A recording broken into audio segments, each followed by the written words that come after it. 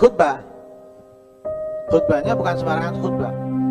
Karena khutbahnya dalam sholat Jumat itu memiliki syarat, juga memiliki rukun. Lah rukunnya khutbah itu ada 5. Pertama, mengucapkan hamdalah atau kata yang diambil daripada kalimat hamdu dan Allah.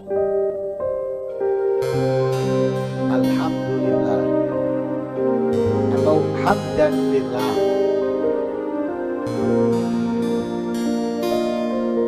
Atau ahmadullah dan semisalnya. Kalau diganti nggak boleh. Nanti ganti tidak boleh. Harus memakai 2 kata ini. Kata daripada alhamdulillah atau kata daripada Allah. Tidak boleh diganti dengan yang lainnya. Kalau ditambah dengan huruf taukid seperti innal hamdalillah nggak apa-apa. Ini rukun pertama. Rukun yang kedua, wasiat bertakwa atau sholawat kepada Nabi. Nah, rukun kedua yaitu sholawat kepada Nabi. Rukun ketiga, wasiat dengan takwa. Nah, sholawat dengan Nabi, sebagian ulama berpendapat tidak boleh memakai dhamir. Dhamir itu seperti huruf yang kembali kepada kata sebelumnya. Kalau bahasa Indonesia seperti nya. Sholawat atasnya. Ini sebagian ulama tidak boleh. Harus ada kata Muhammad, Ahmad dan semisalnya. Tapi sebagian ulama mengatakan boleh.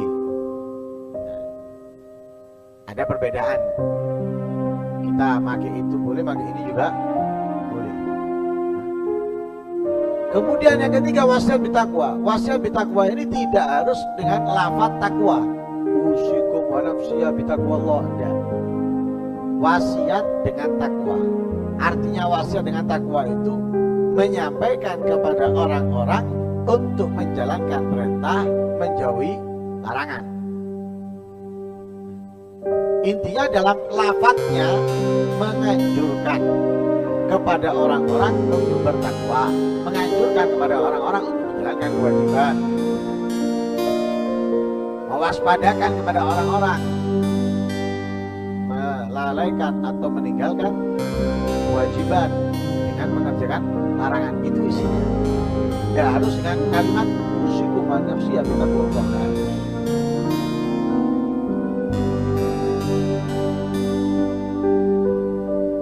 Lah 3 rukun tadi ini, hamdalah, sholawat dan wasiat bitakwa, ini harus dikerjakan, dilakukan di khutbah pertama dan di khutbah kedua. Khutbah pertama dilakukan, khutbah kedua dilakukan. Syarat khutbah atau rukun khutbah yang kemudian yang keempat, membaca ayat Al-Quran. Lah membaca ayat ini boleh di khutbah pertama, boleh di khutbah kedua. Membaca ayat Al-Quran ini boleh di khutbah pertama, boleh di khutbah kedua. Lah ayat yang dibaca ada yang mengharuskan 1 ayat yang memahamkan. Nah, 1 ayat. Harus 1 ayat. Gak cukup setengah ayat. Seperti contoh misalnya dia baca wa'tasimu bihablillahi jami'an wala tafarraqu. Ini setengah ayat, enggak sampai setengah ayat. Nah, sebagian enggak boleh. Harus 1 ayat. Tapi ada yang pendapat yang mengatakan boleh setengah ayat, yang penting memahamkan. Ya, boleh setengah ayat, yang penting memahamkan. Nah, seperti wa'tasimu bihablillahi jami'an wala tafarraqu. Nah, ini 1 ayat, setengah ayat atau nggak sampai setengah ayat, tapi memahamkan. Tapi kalau nggak memahamkan nggak boleh. Walaupun panjang tapi tidak memahamkan, tidak boleh. Lah afdolnya dibaca ayat itu di antara khutbah pertama dengan kedua. Jadi di akhir khutbah pertama, afdolnya di akhir khutbah pertama. Jadi boleh dilakukan di khutbah pertama, boleh dilakukan di khutbah kedua, tapi afdolnya dilakukan sebelum menutup khutbah yang pertama. Kemudian yang terakhir, doa untuk orang-orang mukmin, laki maupun perempuan. Lah doa ini di khutbah kedua. Khutbah kedua. Atau semisalnya, ini harus di khutbah kedua. Nah 5 ini harus dikerjakan. Ada yang dikerjakan di dua khutbah, ada yang di salah satu khutbah, ada yang di khutbah terakhir. Yang penting dikerjakan. Kalau ditinggalkan tidak ada.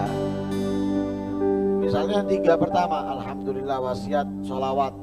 Ini kalau tidak dikerjakan di khutbah pertama, sekalipun dikerjakan di khutbah kedua, nggak sah.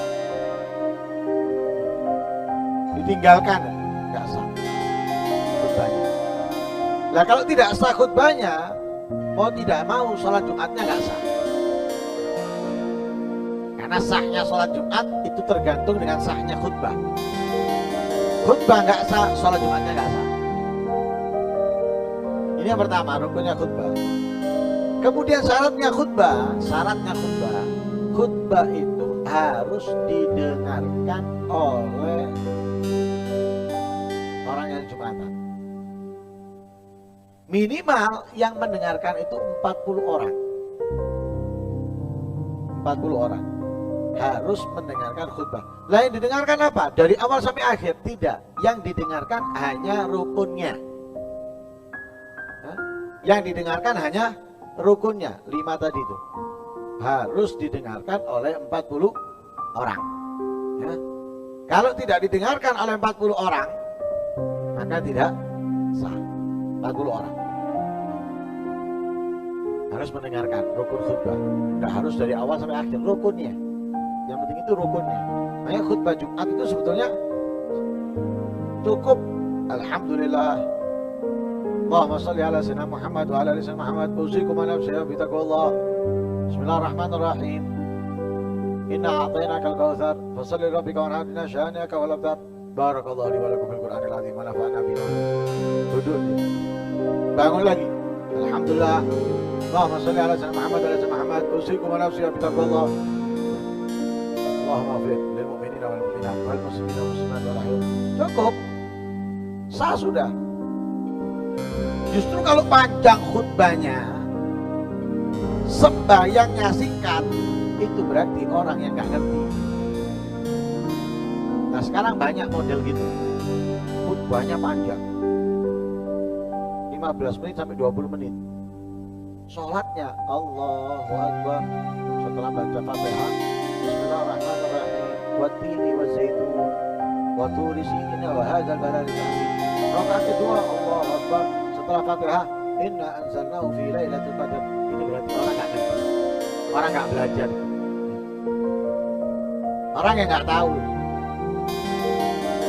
Nah sekarang banyak khotib model gitu.